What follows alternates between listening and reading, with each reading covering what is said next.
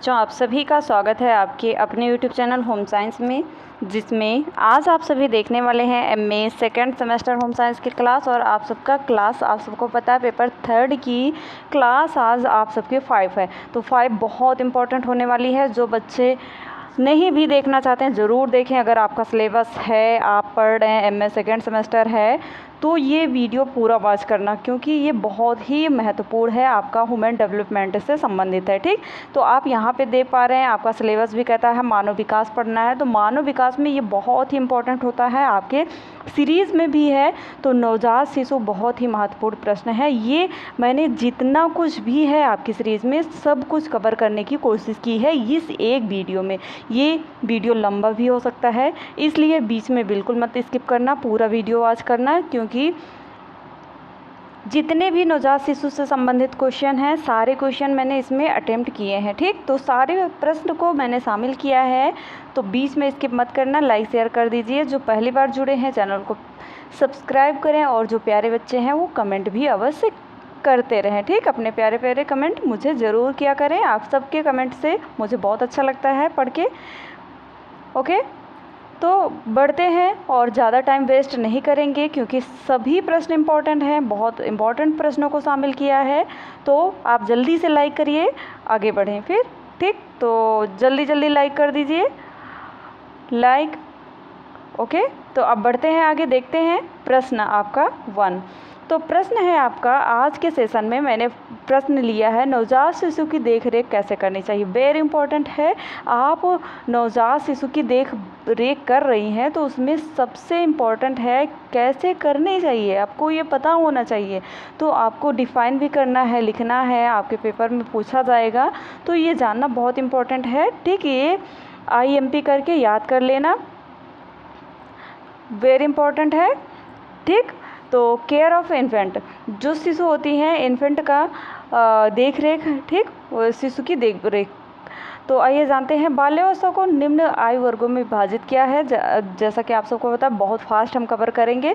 जिनको नहीं समझ में आ रहा, बैक करके फिर से देख लेना, दोबारा से वीडियो वॉच करना, क्योंकि ये प्रश्न, ये भी एक वीडियो आपको कई नंबर दिलाने वाला है। तो बीच में इसके बिल्कुल मत करना, पूरा वीडियो वॉच करना। ओके, तो पहला है शैशव, जिसे शैशवावस्था कहते हैं। 1 वर्ष की आयु तक, ठीक, जन्म से 1 वर्ष की आयु तक ये शैशवावस्था होती है। नवजात अवधि जो प्रथम 28 दिन होते हैं, जब बच्चा जन्म लेता है उस समय के 28 दिन को हम नवजात अवधि कहते हैं, जबकि नवजातर अवधि 28 दिन से 1 वर्ष की अवधि को हम नवजातर अवधि कहते हैं। बाल विकास में अवस्थाओं को कई तरह से डिफाइन किया गया है। हार्लाक महोदय के अनुसार देख लें तो जन्म से पूर्व की अवस्था, जन्म के बाद की अवस्था, 2 प्रकार से उन्होंने डिफाइन किया है। जन्म से पूर्व की अवस्थाओं में जैसे आपका शैशवावस्था हुआ, फिर सॉरी बच्चों, डिम्ब शैशवावस्था तो जन्म के बाद की अवस्था आती है। ठीक, जन्म से पूर्व जैसे डिम्बावस्था, भ्रूणावस्था, बीजावस्था, ये सभी अवस्थाएं आती हैं। ठीक, ये आपके हार्लाक जी ने कहा था, जबकि ज़्यादातर हार्लाक से ही पूछा जाता है।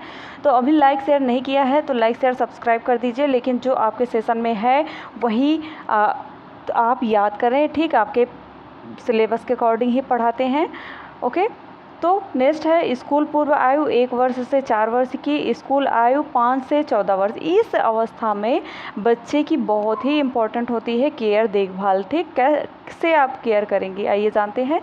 सामान्यतः MCH सेवा 5 वर्ष तक की आयु के बालक की देख रेख करती है। ठीक, MCH सेवा जो होती है वो 5 वर्ष से 5 वर्ष तक की आयु के बालक की देखरेख करती है। जैसे इंजेक्शन हुआ तो सरकारी इंजेक्शन लगते नहीं, तो इंजेक्शन हुआ, कहीं कुछ हुआ, कुपोषण से संबंधित कोई प्रॉब्लम ना हो, इसलिए उन्हें पोषण प्रदान किया जाता है आंगनबाड़ी स्वास्थ्य केंद्र पर या आशा बहू के द्वारा। ठीक, शैशवकाल जिसे इन्फेंसी बोलते हैं, शिशुओं को विशेष देखभाल शैशवकाल के 28 दिन तक होती है। ठीक, होनी चाहिए। जन्म के समय कम वजन, संक्रमण जैसे श्वसन संक्रमण और अतिसार, प्रसव के दौरान चोट, दीर्घावधि प्रसव के परिणाम या गंदा पानी चले जाना बच्चे के मुख में, कई ऐसी प्रॉब्लम आ जाती है। ठीक, जो बहुत ही इंपॉर्टेंट होती है 28 दिन के अंदर इन सब की देख रेख, जाँच भी करवा लेनी चाहिए अगर आपके बच्चे में, बेबी में कोई प्रॉब्लम आ रही है। ठीक, तो ये देख रेख में आती है। तत्काल देखभाल, इमीडिएटली केयर। ठीक, इमीडिएट केयर क्या होता है, पुनरुज्जीवन। जो पुनरुज्जीवन होता है इसमें क्या होता है, जन्म लेने के 1 मिनट के भीतर यदि श्वसन प्रारंभ नहीं होता तो डॉक्टर द्वारा ऑक्सीजन मास्क लगाया जाता है। अगर बच्चा जन्म लेते ही 1 मिनट तक अगर उसका श्वसन, बच्चा रोता नहीं, कहते हैं ना जैसे बच्चा जन्म लेता है तब रोता है, तो जन्म लेने के बाद अगर 1 मिनट तक बच्चा नहीं रोता है तो वो क्या होगा कि उसे ऑक्सीजन लगाया जाता है, ऑक्सीजन मास्क लगाया जाता है। विशेष चिकित्सा दी जाती है जिसे आईसीयू बोलते हैं, ठीक, में रखा जाता है, आईसीयू में रखा जाता है। इसीलिए प्रसूति होती हैं, जो गर्भस्थ स्त्रियां होती हैं जो बच्चे को जन्म देती हैं, गृह में ये उपकरण होने चाहिए, ठीक। जहाँ पे औरतें बच्चे को जन्म देती हैं वहाँ पर ये सभी उपकरण होना अनिवार्य होता है, ठीक। अबगार स्कोर मैंने शॉर्ट वीडियो भी बनाया था, बहुत इंपॉर्टेंट है, यह आपके पेपर में 100% पूछा जाएगा। तो नवजात के शरीर को स्वस्थ दशा के लिए 5 नैदानिक लक्षणों के तत्काल और सावधानी पूर्वक अवलोकन की आवश्यकता होती है। अबगार स्कोर जन्म के 1 मिनट बाद और 5 मिनट के अंदर किया जाता है। याद रखना, 1 मिनट बाद जन्म जैसे होता, बच्चा जैसे जन्म लेता है उसके जस्ट 1 मिनट के बाद 5 मिनट के अंदर ही ये स्कोर किया जाता है, ठीक। अबगार स्कोर क्या है, क्योंकि 1 मिनट तक तो देखा जाता है बच्चा ऑक्सीजन ले रहा है, रो रहा है या नहीं रहा है, ठीक।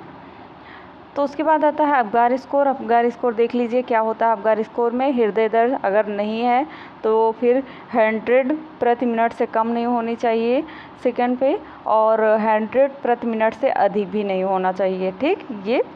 और श्वसन प्रयास अगर नहीं है तो 0 रहेगा नंबर, अगर 1 रहेगा, कमज़ोर आवाज़ है तो 1 रहेगा, अगर तेज़ आवाज़ है तो 2 रहेगा।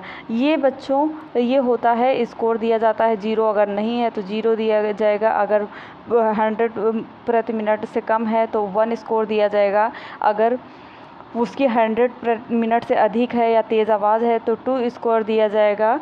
और पेशीतान होते हैं वो शिथिल हैं तो 0 रहेगा, जबकि अंगों में कुछ संकुचन है, जो मूवमेंट होता है, बच्चे मूवमेंट करते हैं, वो हो रहा है तो उन्हें 1 नंबर दिया जाएगा। अच्छा अंकुचन है तो 2 नंबर दिया जाएगा, ठीक। प्रतिवर्त ये जो जनरल जो मिडवाइफरी का कार्य करती है ना, नर्सिंग का कार्य, उनके लिए ये बहुत इंपॉर्टेंट होता है। प्रतिवर्त छोबड़ जो होता है, प्रतिक्रिया नहीं है तो 0 रहेगा, कुल हलचल है तो 1 नंबर होगा, रोता है बच्चा तो 2 नंबर होगा, ठीक। वर्ड उसका जो वर्ड है उस बॉडी कैसे है, उसकी बॉडी से संबंधित, जैसे स्किन से संबंधित वर्ड, त्वचा से, ठीक। नीला या पीला है तो 0 रहेगा, शरीर गुलाबी अंग नीले हैं तो 1 नंबर रहेगा, जबकि गुलाबी है तो 2 नंबर होगा, ठीक। ये स्कोर होता है, ये पता करता है कि बच्चे की स्थिति कैसी है, ये 5 मिनट के अंदर ही देखा जाता है, ठीक। शिशु की शारीरिक स्थिति का तुरंत आकलन उपलब्ध होता है। आदर्श स्कोर 9 से 10 होना चाहिए। 0 से 3 शिशु के गंभीर रूप में अवस्था होती है, ठीक, और अस्वस्थता होती है। 5 से कम स्कोर में तत्काल उपचार आवश्यक है। देखो यहाँ पे 2 to 4 और 2 6 2 8 2 10, ये 10 स्कोर बहुत अच्छे पे होता है, जबकि अगर 1 2 3 4 5 इससे कम, 5 से कम है तो बच्चे की तुरंत ही उपचार के लिए रखा जाता है, ठीक। नेक्स्ट आता है नाभि की देखभाल, केयर ऑफ द कॉर्ड। तो जो नाभि होती है बच्चे के, नाभि की देखभाल कैसे, नाभि नाल काटने से जल्दबाजी नहीं करनी चाहिए, ठीक। उसके स्पंदन बंद होने तक रुकना नहीं चाहिए, तब उसे शिशु की ओर कर देना चाहिए। इससे शिशु को लगभग 10 ml अतिरिक्त रक्त मिल जाता है। फिर नाभि से लगभग 6 सेंटीमीटर से 9 सेंटीमीटर की दूरी पर 2 बार दोहरी गांठ से बांधकर गांठों के बीच काट देना चाहिए। ये नर्सिंग का क्वेश्चन है, ठीक। जब माँ के नाभि से, जब ये नाभि बच्चे की वो स्टमक के पास होती तो यहाँ पे कितने, यहाँ पे 6 सेंटीमीटर और 9 सेंटीमीटर के बीच में काटना चाहिए, ठीक। यही इसमें दर्शाया गया है। नेत्रों की देखभाल, अगर आप केयर ऑफ आइज़, नवजात शिशु की केयर कर रहे हैं, नेत्रों की देखभाल कैसे करेंगे। नेत्र खुलने के पहले नवजात की पलकें निर्जीवाणुकृत गीले फाहे से प्रत्येक आँख में एक बार पोंछना चाहिए, ठीक। ताज़े तैयार किए सिल्वर नाइट्रेट घोल 1% की 1 बूंद नेत्रों में डालना चाहिए। ठीक, जो आपका नाइट्रेट घोल होता है उसे आँखों में डालना चाहिए। वैकल्पिक रूप से यह नवजात शिशु के नेत्र शोथ के निरोग होने के लिए किया जाता है। इससे बच्चे की जो निरोगता होती है वो बनी रहती है। त्वचा की देखभाल, अगर आप केयर ऑफ स्किन कर रहे हैं तो स्किन की केयर कैसे करेंगे? जन्म के कुछ घंटे बाद, जो कुछ समय होता है उसी के कुछ घंटे के बाद क्या होता है, वार्निक्स होता है। वार्निक्स जिसे मैक्रोनियम बोलते हैं। ठीक, मैक्रोनियम, वार्निक्स या मैक्रोनियम और रक्त के धब्बे हटाने के लिए, जो रक्त के धब्बे लगे रहते हैं ना शिशु के स्किन पर, तो उन्हें हटाने के लिए साबुन और गर्म पानी से पहला स्नान कराना चाहिए। ठीक, स्नान जो भी कराएं वो आपका एंटीबायोटिक हो। ठीक, जिससे बच्चे के ऊपर कोई साफ पानी होना चाहिए, प्योर वाटर होना चाहिए, या और उसके साथ उबाल के ठंडा कर लेना चाहिए, जिससे पानी शुद्ध हो जाता है। ठीक, इससे क्या होता है, कोई बैक्टीरिया वगैरह कुछ इन्फेक्शन नहीं हो पाता है बच्चे में। ठीक, स्तन के लिए नाभिनाल न भीगे, इस सावधानी की आवश्यकता होती है। स्नान के बाद अच्छा बेबी पाउडर छिड़क कर साफ कपड़े से लपेट देना चाहिए, फिर कपड़े पहनाना चाहिए। ठीक, शरीर का तापमान स्थिर रखना चाहिए। शरीर का तापमान स्थिर बनाए रखने के लिए मौसम के अनुरूप वस्त्रों का चयन करना चाहिए। अब नवजात शिशु के परीक्षण के बारे में जानते हैं। Infant examination. ओके, जन्म के समय बच्चे का वजन करना। ठीक, बच्चे का कितना वेट है? अधिकतर बच्चे 2.5 2 किलो से 2.5 किलो से 3 केजी के होते हैं, और बच्चे की लंबाई सिर से तलवे तक की नापी जाती है, और 16 से 21 सेंटीमीटर लंबाई होनी चाहिए। ये बच्चे की न्यूनतम जो मिनिमम होनी चाहिए, ये आपकी नवजात समय परीक्षण होते समय ये इतना ध्यान रखना चाहिए। ठीक, सिर की परिधि जो हेड की होती है वो प्रथम 3 दिनों में टेप के द्वारा सिर की अधिकतम परिधि के व्यास को नापा जा सकता है। ठीक, स्तनपान का महत्व एवं सिद्धांत, ये बहुत इंपॉर्टेंट है, ये भी प्रश्न आपके पेपर में बन सकता है, इसलिए इसे पूरा वॉच करना, IMP करके सारे प्रश्न याद कर लेना। ठीक, स्तनपान का महत्व बहुत फास्ट कवर करने की कोशिश कर रहे हैं, तो आप भी बोर मत होना, पूरा वीडियो वॉच करना। इम्पोर्टेंस ऑफ ब्रेस्ट फीडिंग, जबकि हम शिशु के 18 से 24 माह की आयु होने तक स्तनपान कराते हैं। स्तन या दूध सर्वोत्तम और सबसे उपयुक्त आहार है। इसके लाभ निम्न है, जैसे कि शिशु के लिए माँ का दूध सर्वोत्तम प्राकृतिक आहार होता है। यह शिशु की पोषण आवश्यकताओं की संपूर्ण पूर्ति करता है। आइए एक प्रश्न आपके लिए छोड़ते हैं, जो माँ का प्रथम गाढ़ा पीला दूध होता है उसे क्या कहते हैं?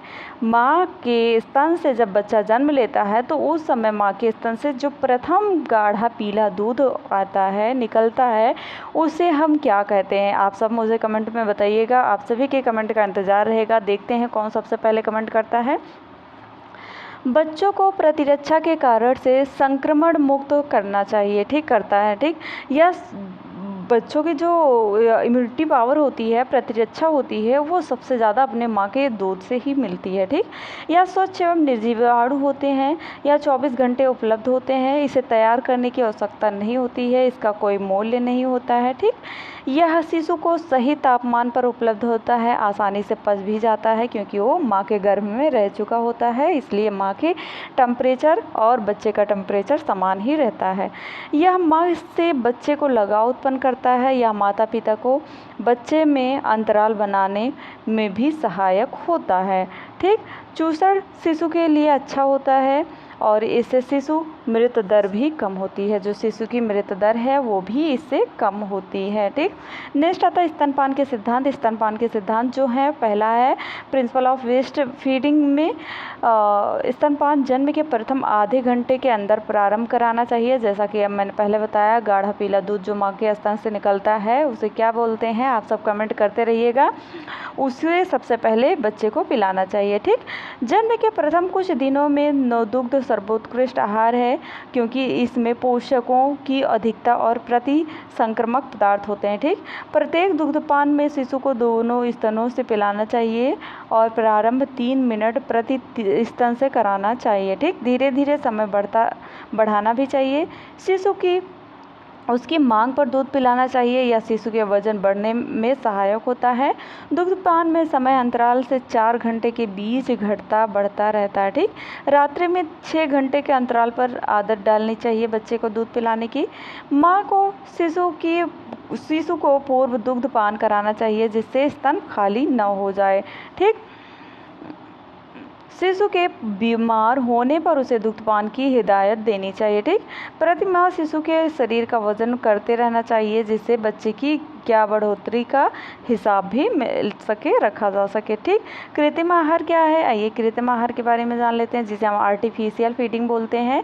कृत्रिम आहार की आवश्यकता स्तनपान दुग्ध न निकलने पर, कभी कभी ऐसा भी होता है कुछ महिलाएं होती हैं जिनके स्तन से दूध ही नहीं निकलता है, तो ऐसी स्थिति में बच्चा क्या मरेगा? बच्चे को तो कुछ पिलाना पड़ेगा, तो इसीलिए हम आर्टिफिशियल फीडिंग कराते हैं। ठीक, निकलने पर माँ के दीर्घ बीमारी या मृत्यु की अवस्था में होती हैं। इस अवस्था में गाय या अन्य पशुओं के दूध या पाउडर दूध में दिया जाता है। शुष्क दूध, जिसे हम डेयरी मिल्क बोलते हैं, सबसे सुरक्षित दुग्ध शुष्क दूध है जो शिशु आहार के लिए वैज्ञानिक रूप से तैयार किया जाता है। ठीक, गाय का दूध यह एक सस्ता विकल्प गाय का दूध है जो भारतीय परिवारों में उपलब्ध होता है और जीवाणुओं को नष्ट करने के लिए, प्रोटीन को नरम बनाने के लिए उबाल लिया जाता है। ठीक, अगर हम दूध को उबालते हैं तो इससे क्या होता है? प्रोटीन नरम हो जाते हैं। मैंने अपगार स्कोर के बारे में पहले भी बता दिया है, फिर भी जान लेते हैं।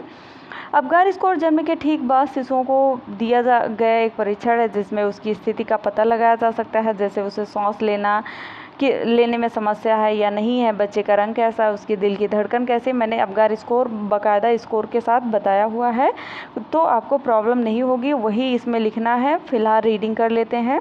अपगार स्कोर डॉक्टरों द्वारा जन्म के समय नवजात शिशु के स्वास्थ्य, स्किप मत करना क्योंकि पीछे बहुत इंपॉर्टेंट प्रश्नों को शामिल किया है। ठीक, ये भी देख लें क्योंकि ये भी IMP क्वेश्चन है, ये पेपर में 100% आपके पूछा जाएगा। ठीक, आकलन के लिए उपयोग किया जाता है, यानी यह जन्म के बाद बच्चे की स्थिति के आकलन करने का एक उपाय है। इस परीक्षण का उपयोग बच्चे की हृदय गति, मांसपेशियां और अन्य संकेतों को देखने के लिए किया जाता है ताकि यह पता लगाया जा सके कि बच्चे को अतिरिक्त चिकित्सा देखभाल या आपातकालीन देखभाल की आवश्यकता है या नहीं है। इस जांच से पता चलता है कि बच्चा जन्म के समय कैसा है, बच्चे को दवाओं की ज़रूरत है या नहीं है। यह परीक्षण बच्चे का 2 बार किया जाता है, जन्म के 1 मिनट बाद, जन्म के 5 मिनट बाद। यह बच्चे को स्थिति पर भी निर्भर करता है कि बच्चे की कैसी स्थिति है। यदि आवश्यक होता है तो परीक्षण दोबारा भी किया जाता है। ठीक, अपगार स्कोर क्या है? आइए जानते हैं इसका शाब्दिक अर्थ क्या है। अपगार जो होता है, शब्द से यह पता चलता है कि क्या जांच हो रही है। इस परीक्षण में 5 चीज़ें बच्चों के स्वास्थ्य की जांच के लिए उपयोगी की जाती हैं। प्रत्येक विशेषता को 0 से 2 तक रेट दिया जाता है, यानी बच्चे की दिखावट, धड़कन, चेहरे की प्रतिक्रिया, मसल्स एक्टिविटीज़ और सांस लेने की 0 से लेकर 2 तक रेट दिया जाता है। ये आपका अपगार स्कोर में होता है। मैंने 0 से लेकर किस स्थिति पे क्या रेट दिया जाता है मैंने बताया। ठीक, ए से अपगार का फुल फॉर्म जान लेते हैं। ए से होता है अपीयरेंस यानी दिखावट, त्वचा का रंग। पी से होता है पल्स यानी दिल की धड़कन। जी से होता है ग्रेमस प्रतिक्रिया, जिसे ग्रेमस रिस्पॉन्स बोलते हैं। ए से होता है गतिविधि, जिसे एक्टिविटी मसल टोन बोलते हैं। आर से होता है श्वसन, जिसे हम रिस्पिरेशन श्वसन दर बोलते हैं। ठीक, अपगार स्कोर टेस्ट का क्या उपयोग है? अपगार स्कोर टेस्ट का उपयोग बच्चों, स्किप मत करना, दिखा देते हैं, सभी महत्वपूर्ण प्रश्नों को शामिल किया है। यहाँ पे देख पा रहे हैं, अभी इतना बाकी है, काफ़ी लंबा वीडियो होने वाला है, इसलिए स्किप बिल्कुल मत करना। ठीक, तो अपगार टेस्ट का उपयोग क्या है? अपगार टेस्ट का उपयोग है जैसे कि शिशु के बारे में 5 बातों का पता लगाया जाता है। त्वचा की रंगत क्या है, एसिफक्सिया, शरीर रंगों में ऑक्सीजन की कमी के संकेतों को देखने के त्वचा की रंगत चेक की जाती है। यदि एफेक्सिया का समय पर इलाज न किया जाए तो मस्तिष्क, फेफड़े, किडनी और अन्य अंगों को प्रभावित कर देता है। इससे क्या होता है? शिशु में विकलांगता, किसी अंग के फेल होने और मृत्यु तक की खतरा हो सकता है। ठीक, हार्ट रेट क्या है? हार्ट रेट डॉक्टर जो स्टेथोस्कोप होता है, इसकी मदद से शिशु की हार्ट रेट को चेक करते हैं।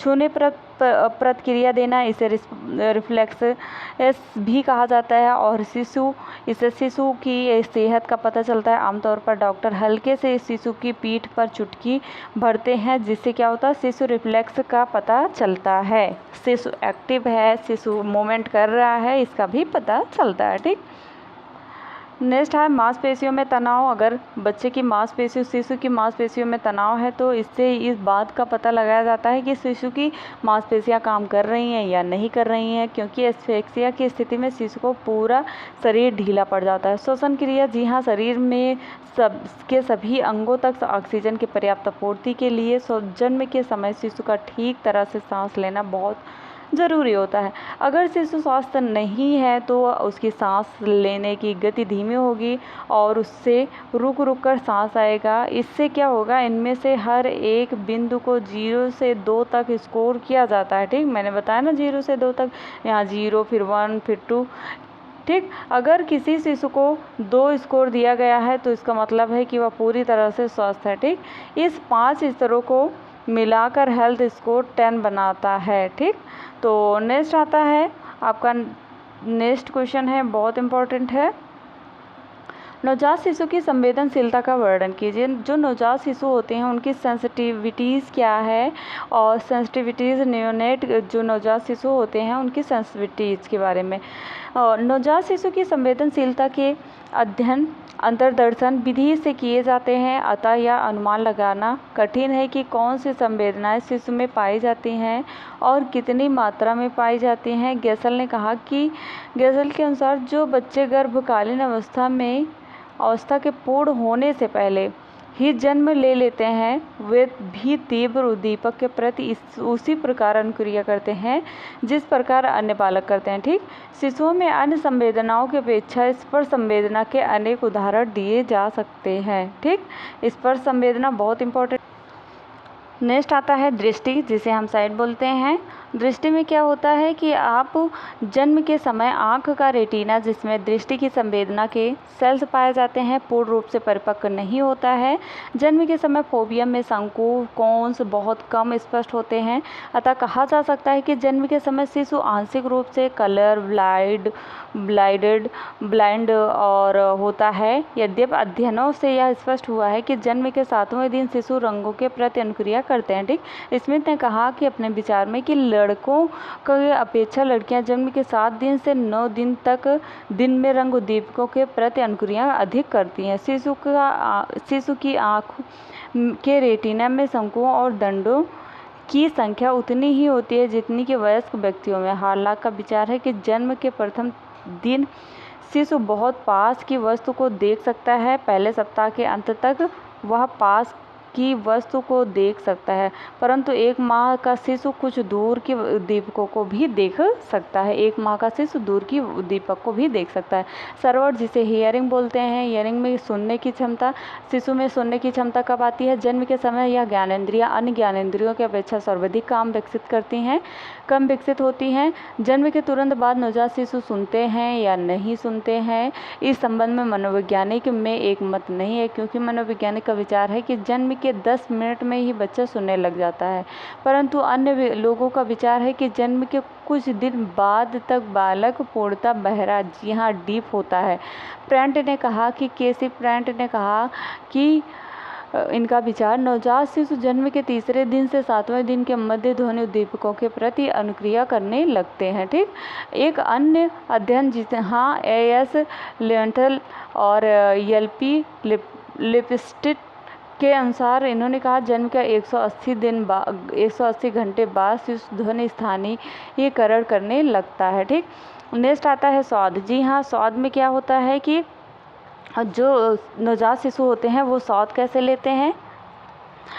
जो नवजात शिशु होते हैं उनकी अन्य ज्ञानेंद्रियों की अपेक्षा या ज्ञानेंद्रियां अत्यधिक विकसित होती हैं। अध्ययनों में यह देखा गया है कि शिशु मोटी उत्तेजनाओं के प्रति ध्वन्यात्मक अनुक्रिया करते हैं और नमकीन, खट्टी तथा कड़वी चीज़ों के प्रति ऋणात्मक अनुक्रिया करते हैं। प्रेंट के अनुसार, प्रेंट का विचार है कि स्वाद संवेदनशीलता सीमांत के संबंध में शिशुओं में अधिक व्यक्तिगत भिन्नताएं पाई जाती हैं। ठीक, नेक्स्ट आता है गंध। जी हाँ, गंध में क्या होता है कि बच्चा एक अध्ययन में ये एलपी लिपस्टेट ETC ने कहा कि इन्होंने कहा कि गंध संवेदनशीलता जन्म के समय काफ़ी विकसित होती है या वह जन्म के बाद ही दिनों में विकसित हो जाती है। ठीक, माँ यदि अपने स्तन पर सिरके का अम्ल, अमोनिया, पेट्रोलियम, संतरे का तेल आदि लगाकर शिशु को स्तन कराएं तो शिशु स्तनपान नहीं करता है। और प्रेंट का विचार के अनुसार कि इस संवेदनशीलता में वैज्ञानिक व्यक्तिगत भिन्नताएं पाई जाती हैं। नेक्स्ट आता है त्वचक। जी हाँ, स्किन सेंसिटिविटी, जिससे हम त्वचक संवेदनशीलता कहते हैं। त्वचक संवेदनशीलता में क्या होता है, स्पर्श, दबाव, ताप और पीड़ा संबंधी संवेदनशीलता बालकों में जन्म के समय पाई जाती है। यह इसका विकास जन्म के कुछ ही समय में हो जाता है। शरीर के अन्य अंगों की अपेक्षा कुछ अंग अधिक संवेदनशील होते हैं। अन्य अंगों की अपेक्षा होठ अधिक संवेदनशील होते हैं। ताप उद्दीपकों की अपेक्षा शीत उद्दीपकों के प्रति शिशु अधिक अनुक्रिया करते हैं। जन्म के प्रथम 2 दिन पीड़ा संवेदना कुछ कमज़ोर होती है। होठ, हथेली और पैर के तलवे में भी यह संवेदनाएं अधिक पाई जाती हैं, अधिक मात्रा में। इसी प्रकार प्लक, माथे और नाक की झिल्ली में भी ये संवेदनाएं एक्टिविटीज़ होती रहती हैं, क्रियाएं होती रहती हैं, अधिक मात्रा में पाए जाते हैं। नवजात शिशु व्यवहार आकलन बहुत इंपॉर्टेंट है। आकलन पढ़ रहे हैं तो नवजात शिशु के व्यवहार में आकलन कैसे करेंगे आप जानते हैं? तो आइए जानते हैं।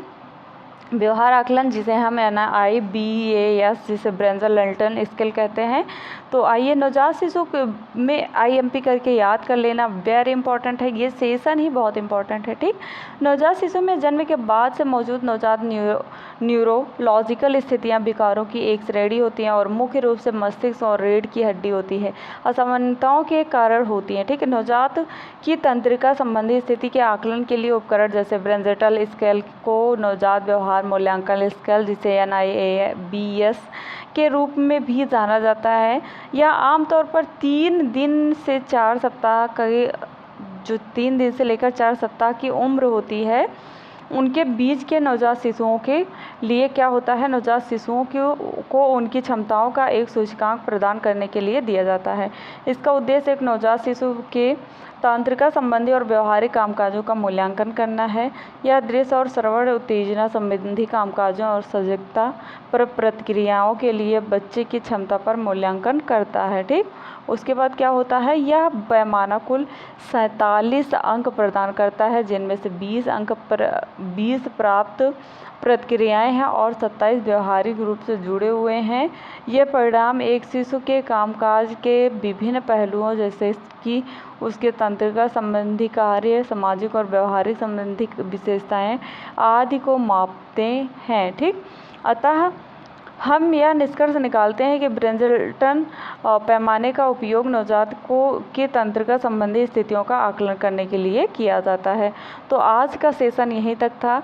तो जो पहली बार जुड़े हैं वो ज़रूर अभी तक सब्सक्राइब नहीं किया, सब्सक्राइब, लाइक, शेयर कर देना। तो मिलते हैं नेक्स्ट टॉपिक के साथ नेक्स्ट वीडियो में। तब तक के लिए जय माता रानी। पढ़ते रहो, मुस्कुराते रहो प्यारे बच्चों।